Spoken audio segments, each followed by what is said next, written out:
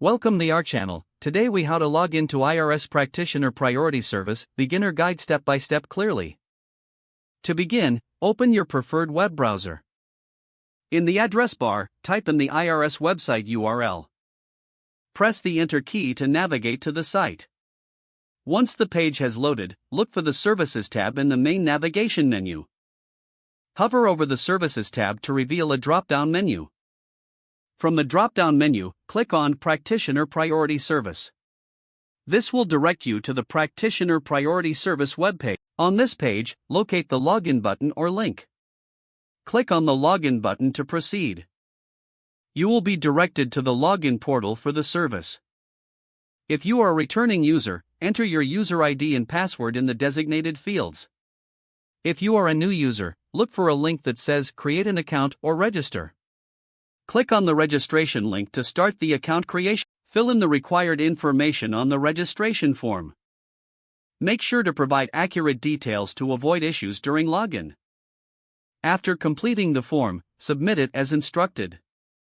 Check your email for a verification link from the IRS. Open the email and click on the verification link to confirm your account. Return to the login portal after verification. Enter your user ID and password again in the required fields. Click the Submit button to access your account. Once logged in, familiarize yourself with the dashboard and available features. If you encounter any issues, check the FAQ section for assistance.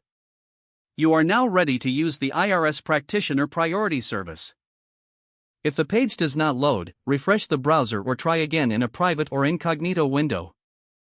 Make sure you are using the correct email address, then retype it carefully to avoid small typos.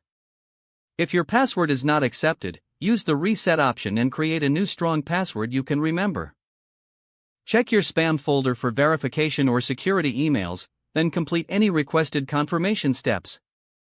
Enable two-factor authentication if available to improve account security and reduce unauthorized access risk. After signing in, review your profile details so your contact information and settings are accurate and current. Don't forget to like this video and subscribe to our channel for more step-by-step tech guides.